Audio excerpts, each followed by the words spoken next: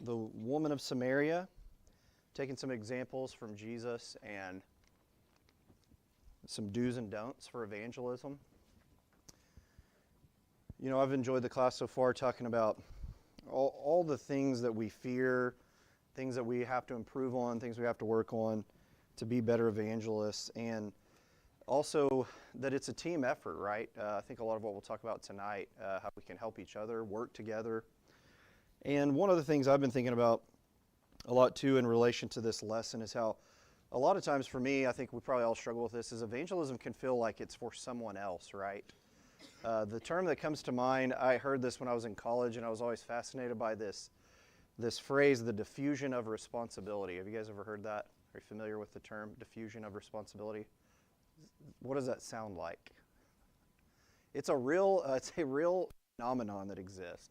The study that they presented to us was someone was assaulted in New York City, and there was like 100 and something witnesses, and no one called the police. And they interviewed like 100 something people, and guess what they all said? They all witnessed this crime. What did they all say? Well, they mostly said, I thought someone else would call the police. I thought someone else would call. Or you've driven by that person with a flat tire, and you're like, surely someone else will stop, right? We've probably been there. We sometimes have that with evangelism. We're like, somebody else probably will talk to them, or somebody else is better suited than I am. And so as we consider the challenge and the hesitations that we often have, I've really enjoyed going over those, trying to improve on those. We often feel when we're sharing our faith, it's important to, I think, look at Jesus as such a great, the ultimate example, we could say. And he demonstrates through his actions what it means to reach out intentionally. Okay, we use that term a lot, kind of catchy, but we're going to mention that a few more times tonight, what it means to be intentional. But he came with a clear mission. What was his mission? What was Jesus' mission? Seek and save the lost. That's right. And so by, I think, observing how Jesus engaged with people, as we're going to look here in John chapter 4, we can learn some practical steps for making that our mission and overcome the tendency to maybe leave the responsibility to somebody else, as sometimes we might often be tempted to do. So we're going to start here in John chapter 4, verse 7. Before we do, Dad, would you lead us in a prayer before we begin?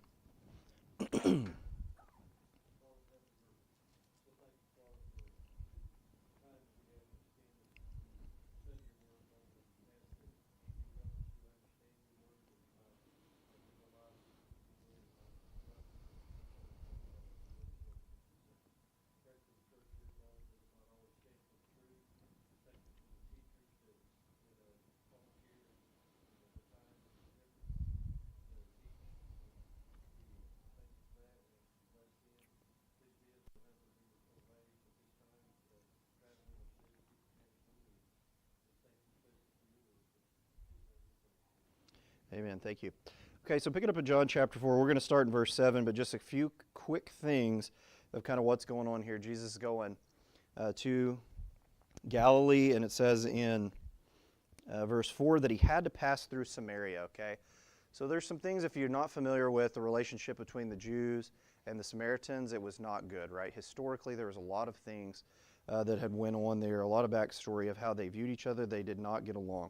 And I was reading about how a lot of times Jews would intentionally go around, out of their way, take longer trips to not have to interact with Samaritans sometimes. That was not uncommon. But Jesus obviously had something in mind. He has a clear mission here because he says he had to pass through Samaria. And so he comes to this well. He sits down, and then one other thing that kind of just to key in on, we're going to mention this later on, but is just his physical state. So he's thirsty. It says he is weary from his journey, it says here in verse 6, and so he's sitting down at this well. So we'll start there. Let's start in verse 7, and it's kind of a lengthy reading, but we'll read to about verse 30. Then came a woman of Samaria to draw water. Jesus said to her, "Give me a drink." For his disciples had gone away into the city to buy food. Therefore the Samaritan woman said to him, "How is it that you, being a Jew, ask me for a drink, since I am a Samaritan woman?"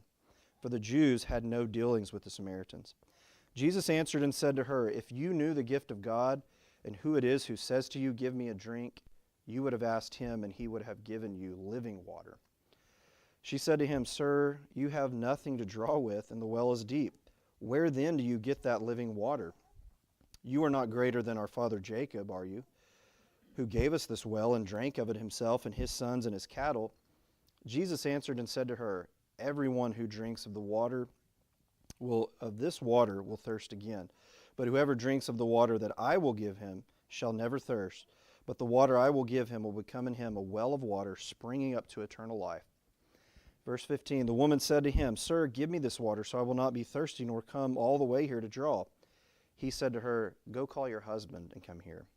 The woman answered and said, "I have no husband." Jesus said to her, "You have correctly said, 'I have no husband,' for you have had 5 husbands, and the one whom you have now is not your husband. This you have said truly." The woman said to him, "Sir, I perceive that you are a prophet. Our fathers worshipped in the mountain, and you people say that it is in Jerusalem is the place where men ought to worship." But Jesus said to her, "Woman, believe me, an hour is coming when neither in this mountain nor in Jerusalem will you worship the Father. You worship what you do not know, and we worship what we know, for salvation is from the Jews. But an hour is coming, and now is, when the true worshipers will worship the Father in spirit and truth. For such people the Father seeks to be his worshipers. God is spirit, and those who worship him must worship him in spirit and truth." The woman said to him, "I know that Messiah is coming, who is called Christ. When that one comes, he will declare all things to us." Jesus said to her, "I who speak to you am he." At this point, his disciples came, and they were amazed that he had been speaking with a woman, yet no one said, "What do you seek?" or "Where do you speak with her?" So the woman left her water pot, went into the city, and said to the men, "Come and see the man who told me all the things I have done. This is not the Christ, is it?" They went out of the city and were coming to him. So kind of a lengthy read, but if you haven't read that account in a while, it's good to go over before we make some points from it. One of the first things I want to get right into is the fact that Jesus initiates the conversation, right? Seems simple, but isn't that is the first hurdle to overcome, right? When we want to talk to somebody about religious things, is initiating the conversation. He doesn't hit her with something overly profound at first. He just starts off with asking for a drink and then immediately leads into something that intrigues her, you see, which again, she's not going to know everything in the end when she goes to call other people to come, but she's intrigued enough to come and to hear more. And so, like I said, sometimes initiating the conversation is the hardest part. And if you've ever walked away saying, "I wish I would have said something," have you ever been there? Or you thought, "Man, I had a perfect opportunity to bring something up and I didn't say it," right? We probably all had those kind of regrets. And those are going to happen from time to time. We just don't think in the moment. But again, being intentional, looking for those opportunities are things that will really help us. And just the fact that a simple religious comment can open the door sometimes, right? Have you ever been there? It's like somebody says one thing and you're like, "Well, actually it's this," and then you start talking to them about religious things. So sometimes we might think that it has to be this big grandiose thing, that we have to set up this really in-depth study, when sometimes it's just initiating the conversation, just getting conversation started is the first hurdle to overcome, but that is probably the most important, because it won't go anywhere without that. And the fact that he starts this conversation at all look at all the barriers that he has to the communication with this woman, okay? What 3 strikes did she have against her? Devin used strikes, okay? So those weren't my terms, but not strikes we would perceive today, but as far as between a Jew and a Samaritan woman, what would be the 3 strikes against this woman in the eyes of culturally maybe? Okay. Yep, sexually immoral, exactly. What else? She was a woman. Okay. And she was a Samaritan. And I was reading about, just from culturally how rabbis would interact with women, that it was, even culturally, rabbis wouldn't go to an inn, like a hotel we would think of, right, without his wife, even if he was with his daughter or his sister. They didn't want to be perceived as being seen with a woman that is not their wife. So the rules were very strict. You see, when his disciples come back, they're already like, they already think this is strange that he's talking to this woman. She thinks it's strange, right? That's one of the first things she asks him. So every cultural, religious, moral barrier existed between them, right? But did it stop him from initiating the conversation? Okay, definitely did not. So think just for yourself, what's stopping you, right? We think all these excuses that maybe barriers that we have in between, but what's stopping me, right, from starting these conversations? Because we still have somebody we might think of as a three-strike person, right? What are the people today we think of three-strike people? Don't have to be specific. Don't say Republican or Democrat, but just in general, what are the three strikes we think of? That's right. Politics. We think, I don't have anything in common with them. What else? Well, you don't know anything about them, but like previous marriages. Lifestyle. Hard for me to Yep. talk about somebody that was a. Yeah. Religion. I was going to say, when we were talking a few weeks ago about, I can't remember, we were talking about fears or whatever, things we're afraid to ask. And I don't know that I mentioned this, but one of the things I always fear is preconceived notions, right? We think, man, they know where I go to church. They're already got their mind made up. And then I started thinking, well, I'm doing that. Because I'm thinking, well, I know where they go. They're not going to believe what I have to say. I know where they go to church, right? I'm guilty of that. So sometimes just having these ideas already in our head, we've got them figured out. We know they're going to say, that's not the case. There are people who are just waiting for somebody to bring something up, right? They're just hoping for an opportunity of somebody to talk to them. And so we'll talk about this here in a minute too, but just reframing how we view other people is a big part of this, right? How do we perceive other people? Do we see them, as Jesus is going to mention here in just a moment? At the end, we'll read that the fields are white, right? That there's so many opportunities out there, but we a lot of times avoid the very people that Jesus would go towards, right? He had a knack for that. And also, just focusing on the things we don't have in common will keep us from approaching people, won't it? Anybody struggle with pessimism? Does anybody describe themselves here? Not a very sheepish finger up. I try not to say that, yeah. But I think I'm a realist, or I'm very pragmatic. But you can teeter on the edge of being pessimistic, right? And with that, we might view other people that way. Well, what could I say? What can I do? There's nothing I could say to them to help them. So what we really can do that can help we struggle with that is look at what we should be doing, which is focusing on what we have in common. There's so many people in the religious world that there may be a ton of things we agree on. There's an all-powerful creator, that his only son was Jesus, right? That the Bible is his irrefutable word.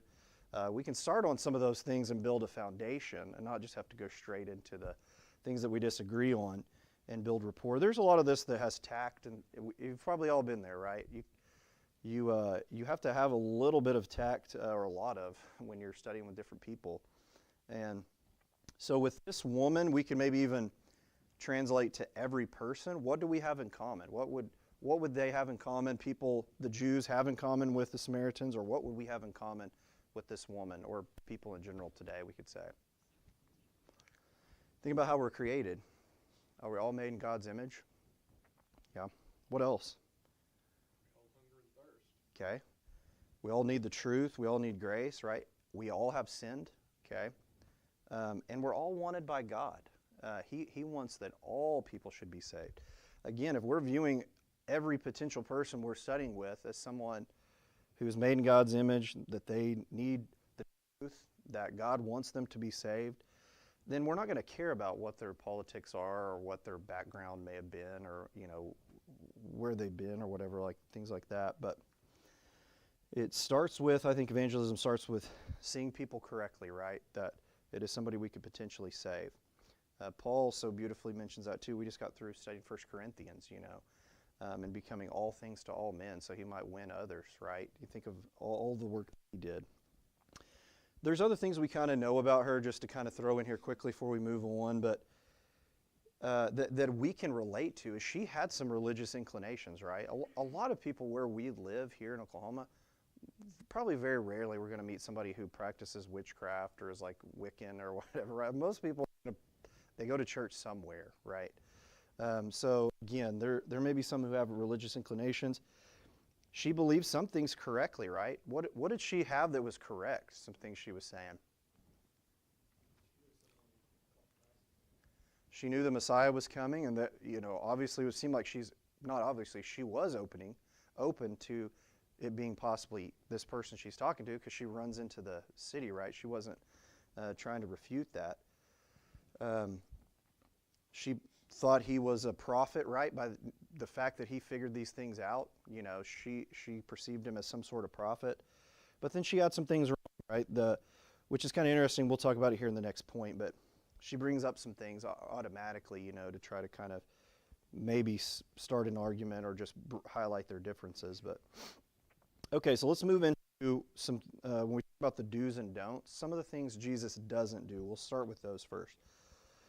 So what he doesn't do, we've already kind of made this point, it's I think maybe last week or the week before, is he doesn't address everything all at once, right? That may not be a struggle for everybody. Sometimes we feel, I'm a classic over-explainer, so I feel like I have to, I got to tell them everything.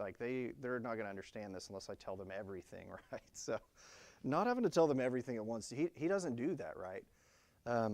He doesn't have to explain everything to her. Also, he doesn't ignore sin. We talked about some of our biggest fears. That's one of them, right? Oh man, when they bring up something or they're asking if this is wrong, we think, oh man, how are we going to handle this? But he doesn't ignore it. But also just not giving up on her, right? When he already knew everything about her. But the lesson we can get from that too, as these things are kind of being known to us as we're reading it in chapter 4, is he doesn't say, well, there's no way you're going to be saved. Now I found out everything about you. Doesn't give up on the person. And even when she tries to interject here, which I think is kind of interesting, that when he's in verse 21, when they talk about where you should worship and where you shouldn't, is that she tries to bring up this discrepancy that they have, right? This contention that they have. And a lot of people might do that. If they're backed into a corner, they might, they bring up something that they know that we may not agree on to try to sidetrack or change the subject like she does. She starts bringing up the fact that, well, you Jews say you should worship here, and we say we should worship here, bringing up the differences. But Jesus isn't frustrated by that. He's willing to discuss the issue also, but he doesn't give up on her, and he doesn't give up on the process.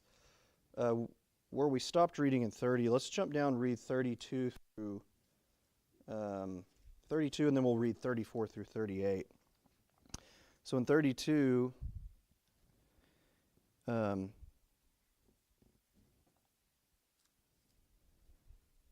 let's actually just read 34 through 38 here. So Jesus said to them, my food is to do the will of him who sent me and to accomplish his work. Do you not say, there are yet 4 months, and then comes the harvest? Behold, I say to you, lift up your eyes and look on the fields, that they are white for harvest. Already he who reaps is receiving wages and is gathering fruit for life eternal, so that he who sows and he who reaps may rejoice together. For in the case, the saying is true, one sows, another reaps. I sent you to reap that for which you have not labored. Others have labored, and you have entered into their labor. So Jesus knew that the process, that even if we get frustrated by the person we're talking to, inevitably we're going to talk to somebody and it's not going to go well, right? Maybe you've already been there. It did not go well. Can that get you down where you're like, I'm not studying with anybody ever again, right? You can feel that way maybe. If it goes really bad, not giving up on the process is the best way to not give up completely, right? To not get frustrated. Same for us as Christians. Something I always say is keeping our eye on heaven is what keeps us from the frustrations of daily things, right? The mundaneness or when we stumble. We got to be focused on the most important thing, which is the process, right? And there will be times we fail or things that don't go well, but we have to keep moving. So Jesus in this, you see, he's patient, he's focused, he's intentional, right? And so when we think about some things not to do, we've already mentioned some of those in our past class, but what are some mistakes we tend to make the most? If we look at just the ones here, like we mentioned with Jesus, overloading people, right? We might do that. Or avoiding hard topics, giving up too quickly. Probably giving up too quickly is pretty common, right? We get frustrated and we're like, oh man. But what else? Anything else mistakes we make? But he didn't shame her when you talk about husbands. Yeah. He knew the truth. He was very straightforward. Didn't tiptoe around it. Right, but Yeah. he did not shame her. Yeah. And sometimes, well,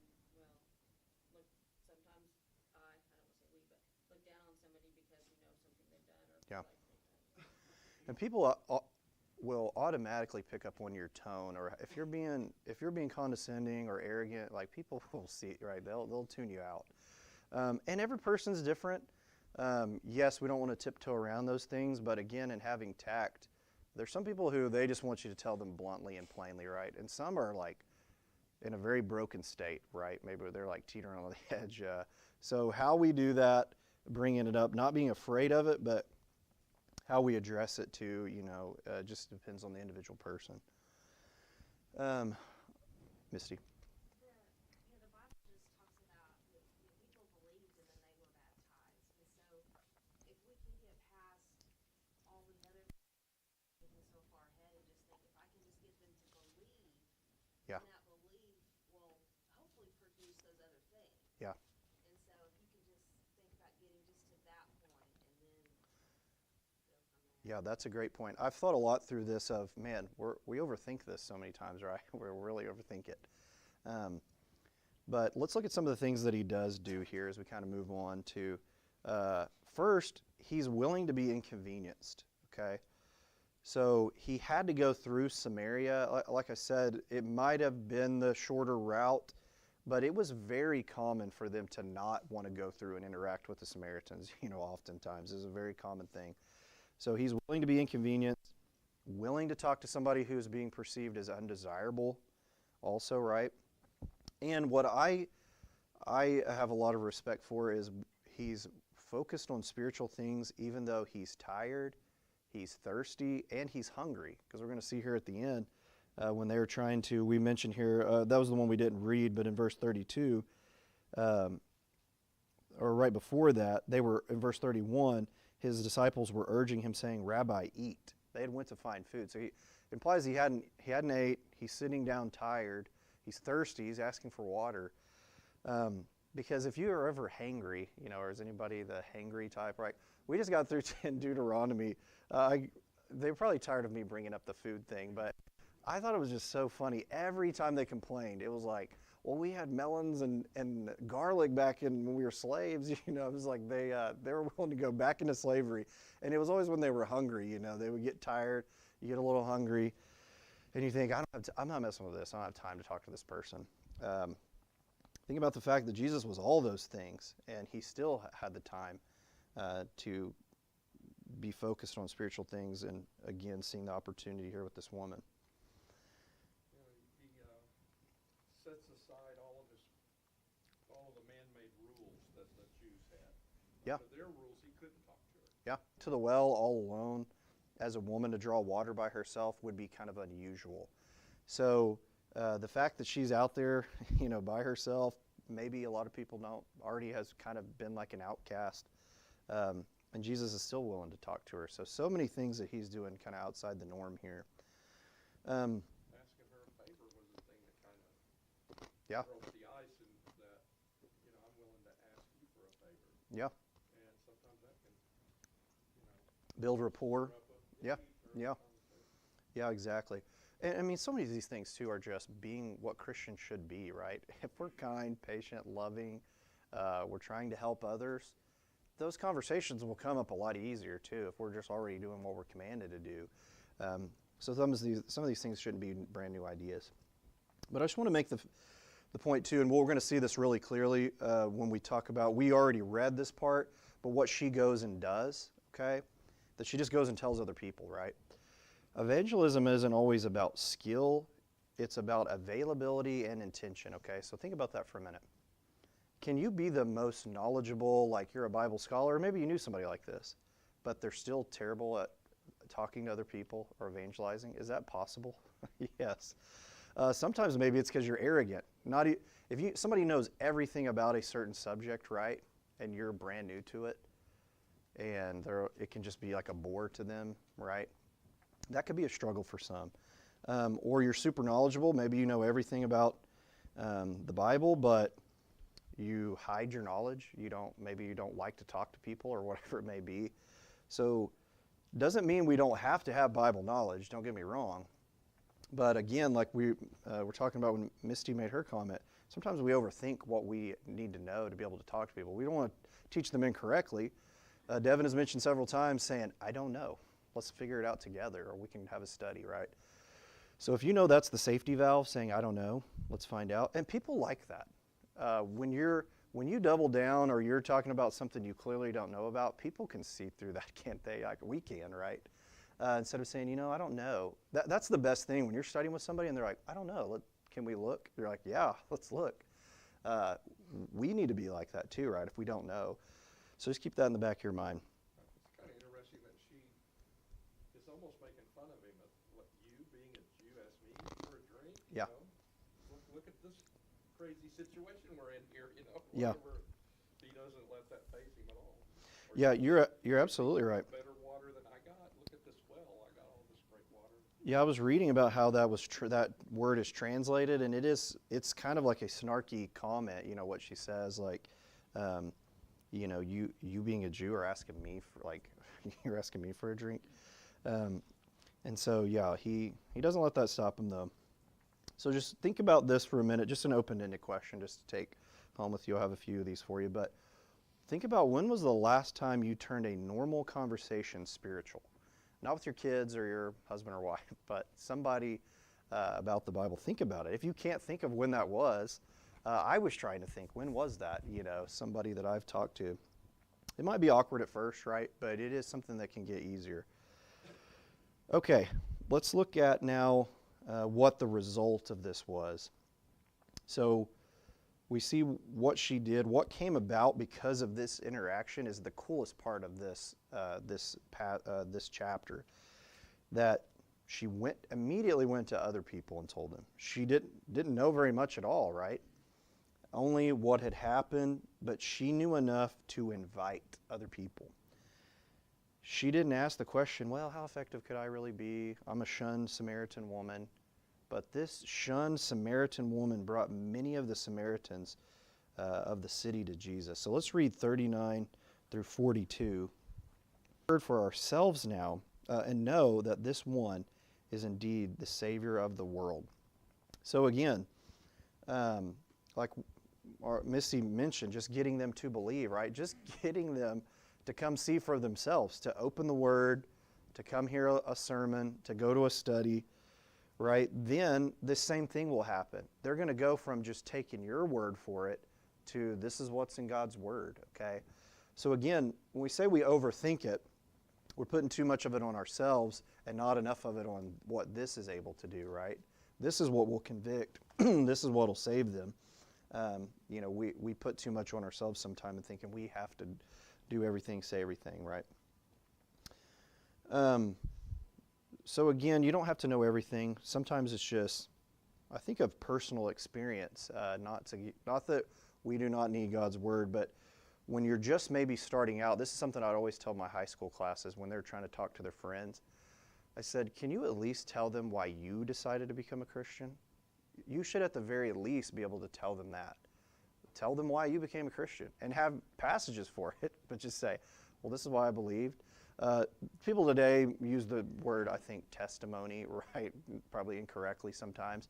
But just doing that, right? Telling them why you believed, why it was important to you, because people can get excited about that if they hear the excitement that you're giving them of why you decided to follow Christ. And I was thinking, what are all the things we do that we're excited about, that we're happy to tell people about, right? I'm in people's houses every day doing appraisals, right? The people aren't always there, but if I see like deer heads or they have guitars, it's no problem. Like, you're just excited to talk to them about this hobby that you have. Well, are we as excited to talk about Jesus as we are our hobbies, that are just silly things, right? Because when somebody else you see, oh man, they might have this one thing in common with me, we get excited, right? Well, what about the most important thing, which is if they're interested in Jesus? So just being excited to tell people about that. And just thinking, you could just be the person who invites. What if that's your only thing? If you're like, man, I'm good at inviting people, that's all you do, just inviting them can be a very powerful thing. I was thinking maybe because the playoffs are going on right now, but does everybody remember, well, probably not everybody, John Stockton? He played in the NBA when I was in probably high school age. What's he most famous for? Does anybody remember what John Stockton was famous for? Assists, right? He has the most assists by a long shot. It's like 15,000 assists, right? What's implied by an assist? What's the end result of the assist? That a point is made, right? Making a pass is just a pass, right? An assist is that you pass the ball and then we got a point. And so he holds that record by a huge spread. But what's even more interesting is he wasn't a big scorer. He averaged like 13 points per game. So he didn't score a lot. But think how many points were scored because he got the ball in the right person's hands who was most suited to shoot. And when he would be interviewed, he would talk about his goal was playmaking, being efficient, running the offense. His main goal was not always scoring, he said. Not a lot of people think that way, professional athletes, right? But he was looking for opportunities to get the ball to the person who was in the best position to score, right? And think about it, we could be the John Stockton of evangelism, right? That we just invite and get them to a study, invite them, get them to church, invite them and get them to open the Bible. That sounds easy. I know that can be a little harder than it sounds, but just being the person who makes an assist, is a powerful thing. So looking for opportunities is the best way, I think, probably to handle that. Okay, then we'll kind of finish up here with looking at some practical takeaways that we might have. We've already kind of mentioned this too, but having knowledge and thinking that you have to say everything, that's a big one, right? That maybe a lot of us struggle with, that we think, oh, I've got so many things. I've got to address marriage and divorce, and I've got to talk to them about salvation. I got to talk to them about this. Just kind of getting that out of our head and thinking, okay, we just need them to believe, or we just need to get them to open the Bible, or to talk to them, some very basic things. Devin had this in his outline that he gave me. He gave me a few notes, so I don't know if he wrote this or not, but I like this. You don't have to tell someone everything. You just have to tell them something about the someone, okay, capital S, someone, right? So don't tell them everything, just tell them something about Jesus, right? And you would be shocked too, maybe you've been there, probably a lot of you have, how a lot of people are waiting to talk about religious things, right? Now, I've also been in people's houses where you're like, I don't think I can bring anything up here. I remember a guy had a whiteboard with all this like stuff written in Hebrew, and I kind of read it briefly, and I was like, I don't think this is gonna, probably be the can of worms I can open. But sometimes we don't realize how many people are to be asked or to talk about spiritual things. And then looking for opportunities. That's probably, I think sometimes we get so busy, right, that we're not looking for opportunities, right? And the thing always comes to mind is like when you get a new car. Do you ever have that phenomenon? You get a new car and then you see it everywhere. There's like 10 of them in the Walmart parking lot, and you never saw before. Why is that? You're paying attention. You're like, you see the thing right now. You're like, oh man. You're like, all these people have good taste like me. But when we try to reframe our mind that every situation we might think of, how could I bring this up, right? Now, we got to be careful sometimes of forcing it or coming off annoying. Again, there's always tact involved. But if we're not looking for an opportunity, once we do, then they're just going to pop up everywhere, right? In places we may not expect them. John? Well, like Paul had knowledge, but he knew who exactly to take with him to reach the most where he went. Like he changed. Like, okay, I need him to go with me through this journey. Yeah. It's Yep. someone who has things in common with other people, even though you might not, take somebody that might. Yeah. Yeah, I hate the sales analogy like to evangelism, but that if you ever go to a car dealership, sometimes they'll switch the salesman who they think is like, looks like you or like dresses like you. They're trying to like get some sort of connection. But the principle there is not wrong, especially maybe if you're a guy and it's a lady at work who's asking you questions and you think, man, they have so much in common with this person, like you. We were, not too long ago, one of our mentors, we were talking about, in our appraisal class, was talking about ways to give. And he was talking about the power of introductions. Like, that can be valuable, right? You introduce somebody like, hey, you need to meet my friend, right, for like a business connection. But I was thinking, man, from a spiritual connection, like introducing somebody to the right person can be super valuable, right? Just getting the right people connected. So, there's a lot to that. And then just thinking too, everyone has a role, right? Sometimes we can get that in our head of like, well, there's nothing I can do, or I'm not the right person. I'm not good at talking to people. There's other people out there just like you, right, who have the same kind of personalities and tendencies and stuff like that. So as Jesus, he mentions here in verse 37 and 38, talking about some plant, some water, right? Everybody has a different role. And some people are really good at one thing, which again, just I think maybe kind of has really made me think a lot more about how this is a team effort for this congregation, right? That if we're working together, it doesn't make it as scary, right? We think, hey, how can we help each other? Or telling them, like, hey, I got somebody I'm really wanting to talk to. What do you guys think, right? Asking for some help or feedback. Working together, we all have a role in that.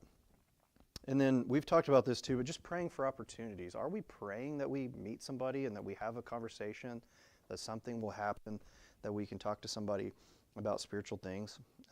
Something that I have to consider and think about a lot more too. And just getting people to Jesus. Look in verse 41. It said, many more people believed because of his word. Okay. So again, it's that whole concept of just getting them to this is what we're trying to do, right? And just being patient. Sometimes it can depend on what kind of personality you have. It may take someone a year or two. Some people it's like a week and they're like, oh man, I know what I need to do. So just not giving up on the person, being patient, and just getting them to his word. So just kind of a quick challenge here, and then I have kind of something here at the end I want to maybe spend a little bit of time talking about here as we kind of wrap up. But this week, just think about one person, challenge you, one person that you could talk to this week. Or maybe that person, I'm thinking of someone who I think I need to call them, or this is the person I know I need to talk to. So this challenge goes out for me, for all you guys too. Who's the one person you could talk to this week to start one conversation, ask one spiritual question, share one thing about Jesus? Think small. We've talked about this in our high school class of when it comes to growth, right? Whenever people some people, they like, well, I'm going to start exercising, right? And they go run 10 miles and they blow their legs out, right? It's that, start with walking, right? And spiritual things too, sometimes it's okay to start small. Now, if you have something glaring you need to take care of, that's maybe different. But if you're trying to improve, start with something small and build on that. Just focus on maybe one thing you can do this week to talk to somebody that could help to get them to his word, as we read here in verse 41. Anybody, any thoughts, questions before we kind of move to this last little section that we have? I used to go to Bible study with Brother Beauchart when he was in El Reno. And the first thing he did in a Bible study was to say, "Look, can we observe conversation reciprocity?" Yeah. So a lot of people didn't know what that meant, so he explained it to them. He said, "Now when you're talking, I won't interrupt you. Yeah. And when I'm talking, then I would, if you would be, let me finish talking without interruption." Yeah. And it worked. It just worked for this thing. Yeah. Instead of getting into a battle between who, this and that and so on and so forth, it really worked very well the way he did that. Yeah, that's a great point. Being a good listener is big time, this kind of stuff, right? Because sometimes we're just thinking of the next thing to try to correct them or maybe talk over them. People are not receptive to that, or we're not receptive to that, right? When somebody's talking over you or they're just waiting to correct you, you're like, oh man, how quickly can I get out of this conversation is usually what we're thinking, right? But what I kind of wanted to finish with here, this is something I've been wanting to kind of ask, and I'm hoping that, I guess I did not prepare this, so I'm hoping that this is why I saved it for the end. But we talk about all the biblical knowledge that we need to have, and I don't want to disconnect that, but there's so many people here in this congregation who were converted. Somebody studied with them. And so I think when we're talking about tact, practical things that can have a huge impact on people, is thinking about, for those of you in here tonight who were converted, was there something, no, I'm saying outside of the Bible, that somebody did, the way they spoke to you, the way they interacted with you, the personality they had that was very impactful on you? Is there anybody in here that would want to share that?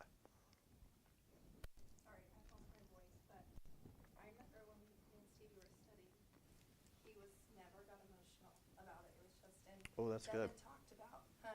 That's good. Yeah. And Devin talked about the other day was asking them questions. And I remember like my first study, I was like, oh, I'm gonna get him, like I'm gonna prove him wrong. And he just asked me questions like, well, why do you believe? You know, I'm like, well, we can use instruments, you know. And he was like, well, why do you think that? Why do you think we can't? Yeah. You know, or why do you think you don't need to be baptized to be saved?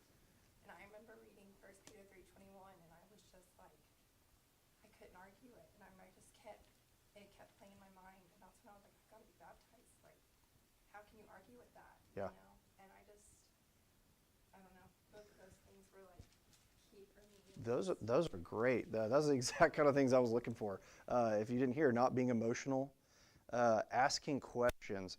I have told people the things that have tripped me up the most are that.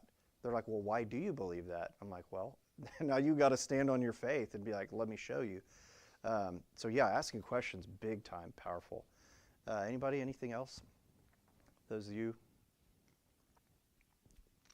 Or maybe those who, go ahead, Larry. In verse 25, Jesus, without performing another miracle, picked up that this woman he was talking to knew something about the Messiah. Mm-hmm. So he built upon that and said, I am he. Yeah. Yeah. Yeah, the fact that she knew who that was, was very, very important. He did it without asking her probing questions like people do in sales. They did it by a need. He did it by seeing what she talked about. Yeah. Yeah, that's a really good point. Not taking the conversation where you want it to go. I mean, yeah, sometimes we are kind of maybe trying to guide it, but just, excuse me, a lot of that just goes back to listening, right?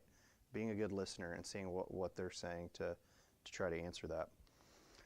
Okay, we got about a minute left. Anybody, anything else? I was just going to add to Wendy's point about being asked questions through the process. You and I talked about this a couple weeks ago, but when we read through the Gospels, I think Jesus has asked somewhere around like 200 questions through the Gospels, and he responds about 75% of the time with more questions for them in answering those questions. So it's clearly such an effective way to get people to reflect on what you're talking about. Yeah. By getting them to be, to think about it themselves. Mhm. Why do I believe this? Or by asking further questions, it continues to allow them to realize things for themselves without us, fire hydroning it after. Yeah. Yeah, and if the conversation is trying to get like emotional or it's getting, like you feel like it's getting heated, asking questions again just kind of, directs it back to them. So, yeah, really good points. Okay, I think that was our last bell. Thank you guys for all your comments and for being good listeners. And I think Jeff is teaching Sunday, right?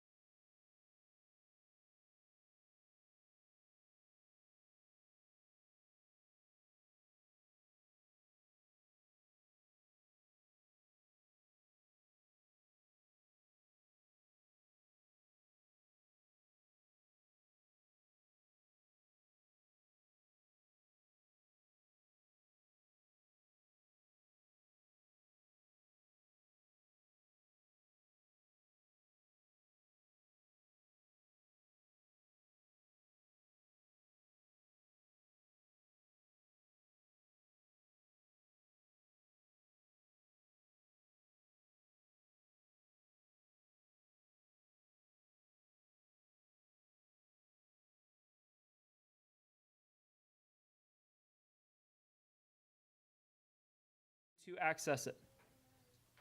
And as far as Scripture tells us, Felix never found a convenient time. He felt it, he knew it was real, but he just kept waiting for a better moment to come. I hope that that's not anyone's story in this room tonight. Not because life is short, though it is, but because the convenient time is a myth, and we see it in this story. It doesn't exist. And the older you get, the harder a convenient time will come. There will always be a reason to wait one more week, one more service, one more season of life. The convenient time is right now. It always has been. And so tonight I want to ask you if you have sins in your life that you need to stop. If you know that you need the prayers of this congregation, if you know you need your sins forgiven in baptism, tonight is the night. And I'll ask you one more time, if not tonight, when? If you need the prayers of the congregation, please come to the front row while we stand and sing.